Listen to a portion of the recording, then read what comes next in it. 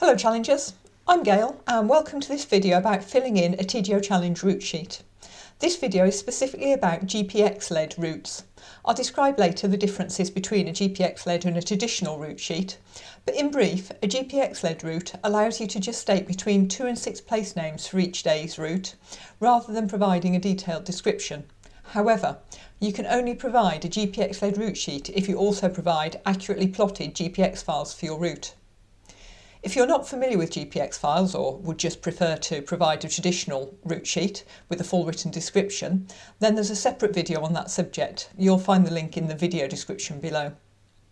If you are familiar with filling in the online route sheet already and you just want a brief introduction to the GPX-led option, there's also a very short summary video available. Now, assuming that you've read the event details and have planned your route, let's step through the whole process of filling in a GPX-led route sheet. You've decided on your start point, your finish point and all the points in between, staying within the challenge area. You've designed foul weather alternatives for those days that need them, and you also know where you intend to make your overnight halts, be they wild camps, bothies or the luxury of a hostel. Your route has been plotted using digital mapping and you have a detailed, accurate set of GPX files. You know how far each day's walk is and its associated ascent. You know if you're walking as a team or solo, and if you need to cross Loch Ness. Now all you need to do is to fill in the route sheet so that your route can be vetted and finalised, ready for the off. During the event, your route sheet and its associated GPX file is Challenge Control's first port of call if you miss a phone-in, so they must be clear and accurate. The first thing you need to know is where you'll find the online route sheet form. So let's go to tgochallenge.com. Choose the Planning and Resources tab, and from there you'll find Forms and Guidance. Click on there and it'll take you to a page where you'll be presented with lots of information about the event. If you scroll down to the route sheet section, the first item on the list is the link to the current year's online route sheet. Click on the link and it will take you to a web page that looks like this. It starts with an introduction and then it goes on with some general information, and you'll want to read all of that. Then you scroll down to the fields where you need to fill information in. This first page is self-explanatory. You start off with the name of the group member who's submitting the route sheet and put the email address. Then you say what the group size is, and on this occasion I'm going to say that the group size is 2. When you select a number that's bigger than 1, then extra boxes will appear below for their names and the dinner crusts to be filled in. Now the first box here is for the group leader, which usually will be the person who's filling in the route sheet, but not always. So put in whatever group leader you identified on your entry form. And in this case, Janet is going to be the group leader. Next we need to know whether you want to come to one of the celebratory dinners, and if so, which one. Then whether you want to bring a guest. Now note that guests can't be accommodated on the Thursday dinner unless you're completing your 10th, 20th or 30th challenge. So if you do want to bring a guest, you should opt for one of the other nights. If you're not solo, fill in the same information for every member of the group. Then you need to say what your start point is. It's a drop-down list, so just click on the appropriate start point. Because these are mandatory fields, as denoted by the red asterisk, you do need to put something in these boxes if you want to move on to the next page. So if you haven't quite finalised some of this information, you can select TBD. Just do be sure to come back and complete the information before submitting your route sheet. Now for this example, the route's going to go from Shieldbridge to Dunnottar Castle, and it's going to start on Thursday the 8th of May and finish on Wednesday the 21st of May. So that's the information I've put into those boxes. You now have the option to save or to just go to the next page. Always hit save. Click save every time you think about it. This form doesn't auto-save, so if you filled in some information then go away from this web page, if you haven't saved it first you will lose what you've done. So just remember to keep clicking save. When you click on save, as you see here, you get a panel that gives you a link that you can copy, and it also gives you the option of emailing the link to yourself. We'd recommend using the email option, as then you always can go back to your email to find it next time you want to access your route sheet. Although if you do lose the link, don't worry, just drop the coordinators an email and they'll retrieve it for you. Once you've sent the link to yourself or copied the link once, that link won't change if you want to re-access your route sheet. So when you subsequently press save and it comes with that same box, you don't need to keep sending yourself the link. It will be the same link every time. Having saved, we will now hit next to go on to page 2, where the first question is about the type of route submission. The difference between the two options is what is being used as the primary source of reference as to your route. If you are able to provide a detailed and accurate set of GPX files meeting all of the requirements set out in this video, then you can select the GPX-Led option and it will be your GPX files that are used as the primary definition of the line of your route. If you don't have a full set of detailed and accurate GPX files, then you will need to submit a route description-led route sheet, where it is the written document that takes precedence. In which case you should watch the video called How to Fill in a TGO Challenge Route Sheet Part 1 rather than this one. Having selected GPX-Led in this example, we now get to the section of the form where you're going to fill in the route description, which starts with some important guidance notes. Once you've read those notes, you can start transferring your route into the table below. Because we are looking at a GPX-led route here, the route description can be very brief indeed. But before we get on to some examples, let's talk about the key rules about filling in your route sheet. If you want to see everything I'm about to tell you written down in one place, you can go to the TGO Challenge website at tgochallenge.com and hover over the Plan Your Crossing menu. Then point at Route Sheet and Vetting Process in the next menu, then click on GPX-Led Route Submissions. To summarise, the good news for anyone who doesn't like writing detailed route descriptions but is happy creating GPX files is that the requirements for a GPX-led route sheet are much simpler than for a traditional route sheet, as the GPX files give most of the route definition. However, as the GPX files take precedence, there are 3 key requirements for those files. Firstly, your route must be accurately plotted. For example, if you're walking from Ballygouish to Ratican, your route will look like this, following the paths with reasonable accuracy. It won't look like this example, which has just a few waypoints with straight lines in between them, giving a very loose idea of your intentions, but being unclear as to which side of the River Feshy you intend to walk and not showing where you intend to cross the water. Secondly, your route needs to be provided separated into individual days. We cannot accept a single line across Scotland for GPX-led route sheets. If you're unsure how to consolidate multiple GPX files into one, then you can watch the 3-minute video I've made demonstrating how to use the web-based GPX Studio app. There's a link to that video in the description below. Each day within your GPX file needs to be named using the convention last name, initial, date and main or FWA, if you have an FWA for that day, per the example shown on the screen now.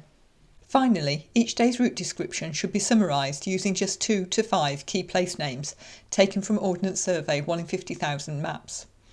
If your route involves fording rivers or going over summits, then they should be named within your route description per the example on the screen now. Although if you are going over a range of hills such as the South Shield Ridge, then you can name the ridge, not the individual summits. As with the traditional route sheet, you still need to make sure that all place names are taken from the Ordnance Survey 1 in 50,000 scale maps. Be careful if the digital mapping you're using automatically changes scale when you zoom, that you don't find yourself using place names that only appear on 1 in 25k maps. The only place you'll need grid references in a GPX-led route sheet is in the overnight halt column, but in this column please only use 6-figure grid references, making sure to include the prefix letters. If you don't understand grid references, then you'll find a short video on this channel explaining how they work and how to cut a 10 or 8-figure reference down to 6 figures. Only give one main route. Escape routes from ridges and summits are permitted, but will be covered in part 2. In this video, we're going to look at 2 example routes. The first is a straightforward day using a formal trail that is marked on the Ordnance Survey 1 in 50,000 maps using pink diamonds. We're using the Afric Kintail Way. The second example, that we'll get to in a while, is a route that requires more detail in its description. For foul weather alternatives, you'll need part 2 of this video. Concentrating on the first example, you can see that it is a Shieldbridge start that then goes north-east on roads to Morvick to pick up the start of the Afric Kintail Way, following it by the River Crow to Glenlicht House, then on to Knockbitack and passing Camban Bothy to reach the western end of Glen Affric, camping somewhere around Alt Bay Youth Hostel, as shown. A traditional route sheet for this day would have been quite straightforward as shown on the screen now. For a GPX-led route description, where the GPX file primarily defines the route, we can condense this down to even fewer names. Now let's go to page 2 of the online route sheet and insert a description into the line for the day on which this route will be walked. Note that as this is day 1, you'll need to make sure you fill in the row with the same date as you put in as your start date on page 1 of the route sheet. You'll see that each day has 2 rows in the table. The first is for your main route, the second is for the foul weather alternative, if one's needed. As the African Tail Way is a formal trail marked on the map, all that needs to be said on the route sheet is Shield Bridge, African Tail Way, Altbeit. All distances and ascents are to be given in metric units. It's fine to round your distances to the nearest kilometre and the ascent to the nearest 10 metres, so for this day it's 20 kilometres with a total ascent of 380 metres. Note that some mapping software will overstate the ascent. It's always worth looking at the ascent profile, seeing how noisy it is and doing a quick calculation to check its accuracy. For example, on this day, OMN calculated the ascent to be 640 metres. We think it's closer to 380. The next column is the overnight halt point. You don't need to state wild camp as it will usually be obvious from the location, so here we give a description in words, beyond Altbeit and the 6-digit grid reference, NH084202. If you're staying in a town or village, no grid reference is needed. However, please state the name of the place and of your accommodation, which may be a campsite, a B&B, a hostel, etc. To show an example, in another day's overnight halt box, you might be staying in Fort Augustus at Morag's Lodge. The final column asks whether this is a high day, so for this example we can leave it saying no. You only need to change this column to yes if you're going over any significant summits, which will usually be over 700 metres, such as Corbett's and Munro's. As this is a low-level day that doesn't involve any unbridged river crossings, we also don't need a foul weather alternative, so we can put not applicable in the foul weather alternative row for this date and leave the other columns of that row blank. Our second example is slightly more involved, with a start at Dorney and not using a formal trail named on the Ordnance Survey 1 in 50,000 map. Looking at our planned route, we're starting from Dorney and going to head east from Dorney on a minor road to Bundalloch, continuing on the path east by the River Glennon, up and over to Camusluini and Glenalcaig. We'll go over the bridge at NG 968278, taking the track east to another bridge from where we'll turn southeast up to Falls of Glomac, before we head southeast on open ground, bog hopping along the Abain Gorshake to Loch Gorshake, where we're going to wild camp for the first night. This example clearly shows the contrast in detail between a traditional and a GPX-led route description. At the top of the screen I've shown how this route might have been described on a traditional description-led route sheet, stating all of the places I just named in talking through the route, together with a grid reference for the bridge and with brief detail as to the route between those places. At the bottom of the screen you can see how much more succinct it is with a GPX-led description, with just 2 key place names being stated in between the start and end points. We have measured the distance and total ascent for this day at 21.1 kilometres and 704 metres, which can be rounded to 21 kilometres and the ascent to 700 metres, being sure to always use metric units. The overnight halt point is Loch Gorshake, NH024226. As this is a low-level day, we can leave the final column saying no, and as there are also no major unbridged river crossings, we can put not applicable in the foul weather alternative row for this day. Depending on which digital mapping app you're using, on this day you may see Cape Wrath Trail shown as an overlay on the Ordnance Survey map, as on this example taken from Outdoor Active Mapping. Note that this is not an official trail.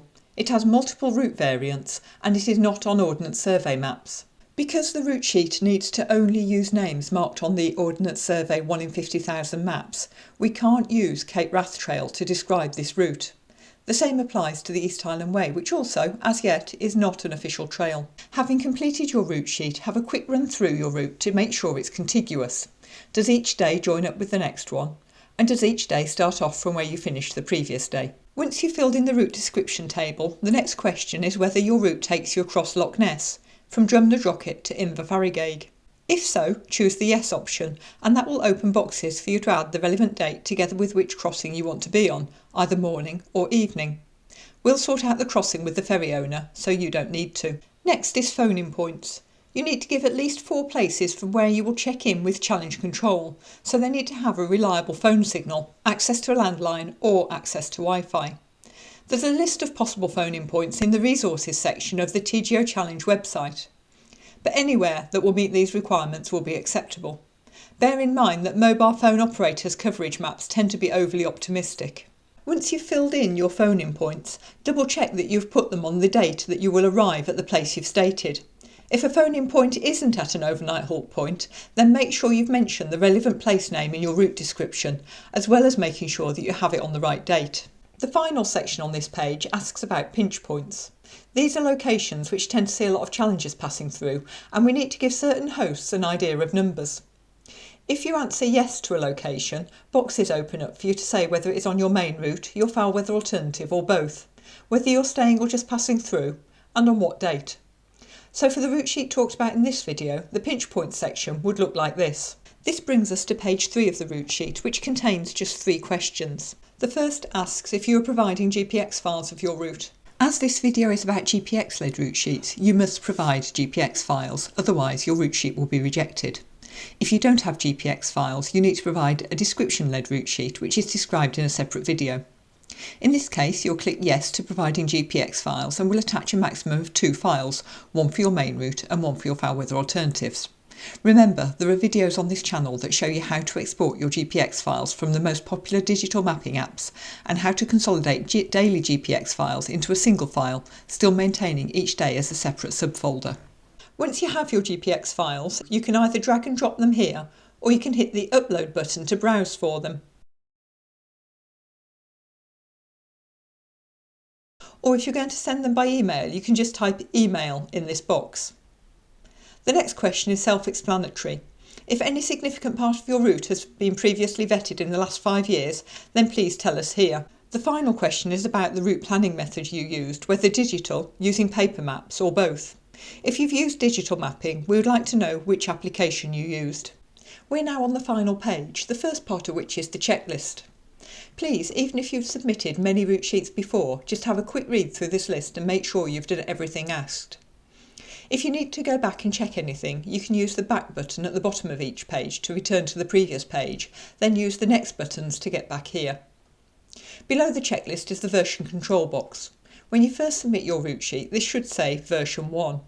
For each subsequent submission, either in response to your vetting comments or because you've just decided to change something, you'll need to add 1 to the previous version number. Part 3 of this video series will cover changing route sheets. The questions and comments box can be used for questions to the coordinators or your vetter, or for any comments about the online route sheet document. Finally, if you're happy with everything on your route sheet, then you can click on the Submit button. A box will pop up confirming submission, and you'll also receive an email. That email will contain information about what happens next, a link to re-access your route sheet, but please don't make any changes until you have your vetter's comments back, a text version of everything you've said on your submitted route sheet, and there'll also be an attachment containing a Word version of your route sheet. I hope that was useful to you. You'll have noticed that this video only covered simple routes, but there is another video available on the channel, snappily titled How to Fill in a TGO Challenge Route Sheet Part 2 Foul Weather Alternatives, which covers both simple and multi-day foul weather alternatives. Even though that video is based on traditional description-led route sheets, all of the principles about foul weather alternatives are still valid. You'll just want to write a briefer description per this video. And don't forget, if you've got any questions, you can ask them in the Facebook group or you can email the coordinators.